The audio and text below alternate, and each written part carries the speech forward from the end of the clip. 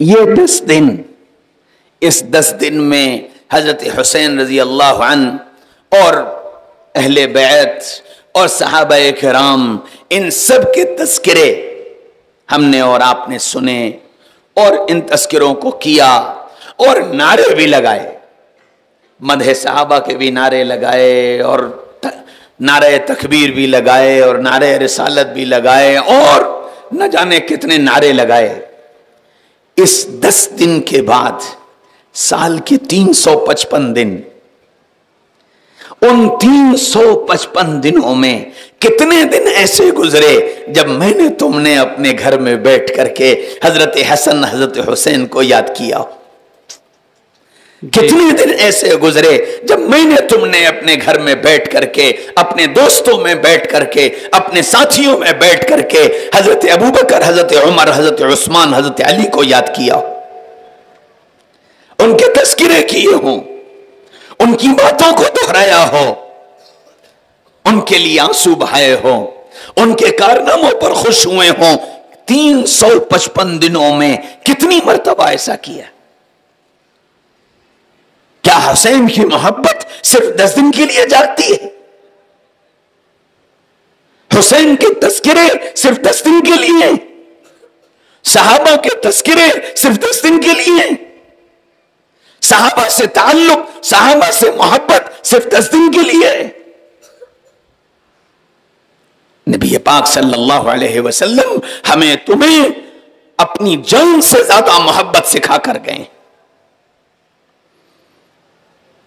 کہ تم میں سے جو آدمی یہ چاہتا ہو کہ وہ ایمان میں کامیاب ہو، اس کو چاہیے کہ وہ مجھ سے محبت، میرے گھر والوں سے محبت اپنی جان سے زیادہ کرے۔ بے شک اللہ کے نبی صلی اللہ علیہ وسلم کا ارشاد ہے، ترکت فیکم امرین، تمہارے درمیان میں 2 چیزیں چھوڑ کر جا رہا ہوں، کتاب اللہ و عترتی، اللہ کی کتاب اور میرا خاندان، اللہ کی کتاب اور میرا خاندان۔ جب تک تم ان دونوں کو پکڑے رہو گے گمراہ نہیں ہوگے، گمراہ نہیں ہوگے۔ ہم نے قرآن بھی چھوڑا اور اہل بیت اور آل رسول کو بھی چھوڑ دیا۔ بتاؤ، اتنا بڑا مجمع بیٹھا ہے، حضرت حسین رضی اللہ عنہ کربلا کے میدان میں 3 دن بھوکے اور پیاسے تھے۔ کیا اس محبت کو سوچ کر ہم نے یہ سوچا، یہ خیال کیا کہ ہمیں روزہ رکھنا چاہیے؟ وہ کربلا کے میدان میں بھوکے اور پیاسے تھے، ہمیں اس روزے کا اہتمام کرنا چاہیے، رمضان کے روزوں کا اہتمام کرنا چاہیے۔ کتنی بڑی تعداد جوانوں کی ایسی ہے جو رمضان میں روزے کی فکر نہیں کرتی۔ ارے حسینی تھے تو رمضان کے روزے کی حفاظت کرتے، حسینی تھے نمازوں کی حفاظت کرتے، مسجدوں کو آباد کرتے۔ میرے بھائیوں، دوستو، عزیزو، بزرگوں، ہم صرف 10 دن تذکرہ کر کے اور یاد کر کے اور تقریریں سن کے اور بیانات سن کے ہم یہ سمجھتے ہیں کہ ہم نے حسین کا حق ادا کر دیا، ہم نے کربلا کا حق ادا کر دیا۔ خدا کی قسم، کل قیامت کے میدان میں حسین یہ نہیں پوچھیں گے تم نے میرے کتنے تذکرے کیے تھے، یہ نہیں پوچھیں گے میرے نام کے کتنے نعرے لگائے تھے، یہ نہیں پوچھیں گے میرے نام پر تم نے کتنے لوگوں کو مرغے کھلائے تھے اور کتنی حلیم کھلائی تھی۔ کل قیامت کے میدان میں وہ یہ نہیں پوچھیں گے، وہ یہ پوچھیں گے جن بنیادوں پر ہم قربانی دے کر کے آئے تھے، ان بنیادوں کو سلامت رکھنے کی تم نے کتنی کوشش کی تھی، تم نے ایمان کو بچانے کی کتنی فکر کی، تم نے ظالم کو ظلم سے روکنے کی کتنی کوشش کی۔ ہائے میرے بھائیوں، دوستو، عزیزو، بزرگوں، ہم کسی دوسرے ظالم کو ظلم کرنے سے کیا روکتے؟ ہم تو خود ظالم بن گئے، ہم تو خود ظالم بن گئے۔ کبھی اپنی جان پر ظلم کیا، کبھی اپنی اولاد پر ظلم کیا، کبھی اپنی عورتوں پر ظلم کیا، کبھی اپنے سماج پر ظلم کیا، کبھی اپنے علاقے پر ظلم کیا۔ نہ جانے کتنے ظلم کی داستانیں میرے ہاتھوں لکھی جاتی رہی، اور سمجھتے یہ رہے کہ جی ہم حسینی ہیں۔ میرے بھائیوں دوستوں عزیزوں بزرگوں، حضرت حسین رضی اللہ عنہ سے اگر تعلق ہے اور یہ چاہتے ہو کہ کل قیامت کے میدان میں حسین کھڑے ہو کر یہ کہہ دیں یہ میرا ہے اور میں اس کا ہوں، تو اپنے آپ کو اللہ اور اس کے رسول کے احکامات کا پابند بناؤ، بے شک احکامات کا پابند بناؤ۔ نبی کیا طے کر گئے، قرآن نے کیا سکھایا، شریعت کیا بتاتی ہے، اس کو پوچھو، معلوم کرو اور اس پر اپنی زندگی کو لانے کی کوشش کرو۔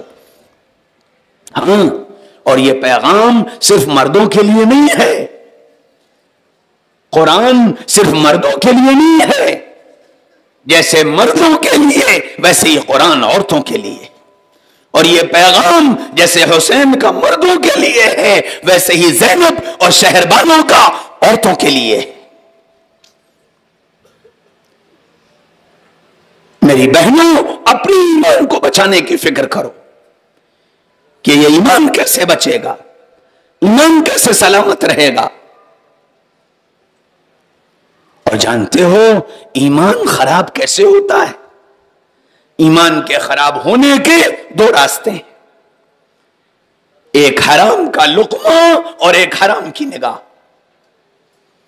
ایک حرام کا لقمہ اور ایک حرام کی نگاہ، یہ دو چیزیں ایمان کو خراب کر دیتی۔ حرام کے لقمے سے اپنے کو بچاؤ اور حرام کی نگاہ سے اپنے کو بچاؤ،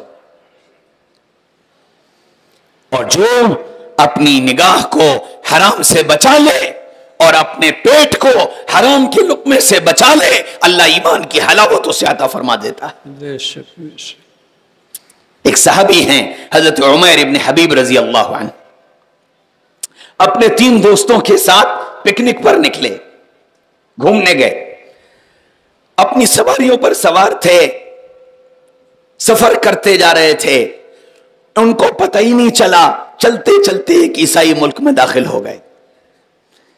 جیسے ہی عیسائی ملک میں داخل ہوئے، عیسائی فوجی انہوں نے گرفتار کر لیے، تینوں کو لے جا کر بادشاہ کے سامنے پیش کر دیا۔ بادشاہ نے معلومات کی، کون ہو، کہاں سے آئے ہو، انہوں نے سب سچ بتا دیا کہ ہم مسلمان ہیں، مدینہ سے آئے ہیں، گھومنے کے لیے نکلے تھے، ہمیں نہیں معلوم تھا کہ آپ کی سرحد آ گئی، ہم گھومتے گھومتے آپ کی سرحد کے اندر داخل ہو گئے۔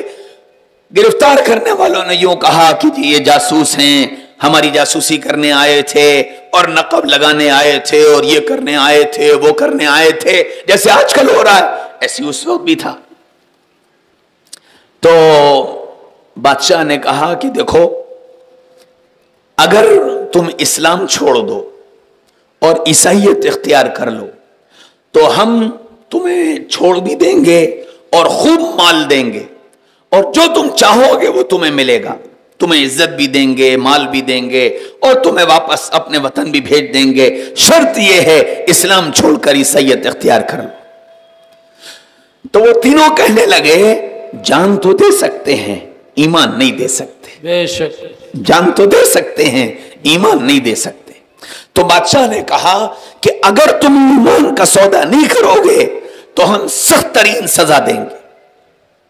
تو تینوں نے کہا جو سزا دینی ہو دے دو، آخری حد کیا ہے؟ موت ہے، مر جائیں گے، ایمان نہیں چھوڑے۔ بادشاہ کہنے لگا خالی موت نہیں، بڑی دردناک موت۔ اس نے کہا ہاں ہم تیار ہیں۔ تو اس نے حکم دیا آگ جلاؤ اور آگ پر تیل کھولاؤ۔ آگ جلائی گئی، تیل کھولایا گیا، اور پھر اس نے کہا عیسائیت اختیار کر لو تو تمہارے لیے محلات ہیں، باغات ہیں، پیسہ ہے، عورت ہے، عہدہ ہے، کرسی ہے، جو لینا چاہو ہم وہ سب دیتے چلے جائیں گے، ایمان چھوڑ کر عیسائیت اختیار کر لو۔ انہوں نے کہا نہ، جان دے دیں گے، ایمان کا سودا نہیں کریں گے۔ تو ایک کو اٹھایا اور اٹھا کر اس کھولتے تیل میں ڈال دیا، منٹوں میں وہ جل بھن کر خاک ہو گیا اور ہڈیوں کا ڈھیر بن گیا۔ پھر 2 بچے، اب ان 2 سے بھی یہی سودا، ایمان چھوڑ دو، عیسائیت اختیار کر لو، تو یہ اور اگر نہیں چھوڑتے تو انجام یہ ہے۔ انہوں نے کہا ٹھیک ہے، ہم اپنے ساتھی کے ساتھ جانے کے لیے تیار ہیں۔ دوسرے کو اٹھایا، اس کو بھی تندور میں ڈال دیا، تیل میں ڈال دیا، وہ بھی جل بھن کر خاک ہو گئے۔ اب بچے عمیر ابن حبیب۔ تو حضرت عمیر ابن حبیب نے اس کھولتے تیل کی طرف دیکھا اور ان کی آنکھوں سے آنسو بہنے لگے۔ بادشاہ سمجھا کہ عمیر گھبرا گیا اور یہ اس عبرتناک انجام سے ڈر گیا ہے، اس کی آنکھوں میں آنسو ہے۔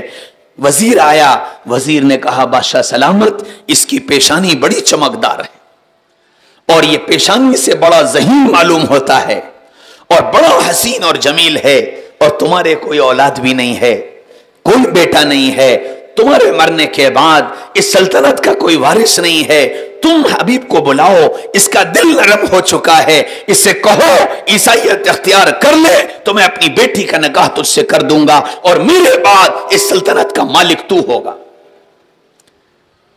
بادشاہ نے بلا کر کے عمیر سے یہی سارا سبق دہرایا کہ عمیر، ہم نے دیکھا ہے کہ اپنے دو ساتھیوں کا انجام دیکھ کر تیری آنکھوں میں آنسو آ گئے، عمیر گھبرا مت، عیسائیت اختیار کر لے، میں اپنی بیٹی کا نکاح تجھ سے کروں گا، میں اپنا داماد تجھے بناؤں گا، تیری ولی عہدی کا اعلان کروں گا اور میرے بعد تو اس سلطنت کا والی ہوگا، عیسائیت اختیار کر لے۔ تو حضرت عمیر رضی اللہ عنہ نے یوں کر کے بادشاہ کے چہرے کو دیکھا اور دیکھ کر کے کہنے لگا او دیوانے، او دیوانے، کیا تو یہ سمجھتا ہے کہ میں موت کے ڈر سے رو رہا ہوں؟ میرے یہ آنسو موت کے ڈر سے نہیں تھے، میرے یہ آنسو اس لیے تھے کہ ہائے میرے پاس ایک ہی جان ہے، میرے پاس ایک ہی جان ہے، تو ابھی مجھے اس میں ڈالے گا اور یہ جان ختم ہو جائے گی۔ میں تو یہ چاہتا تھا کہ میرے جسم میں جتنے روئے ہیں اللہ مجھے اتنی جانیں دے دیتا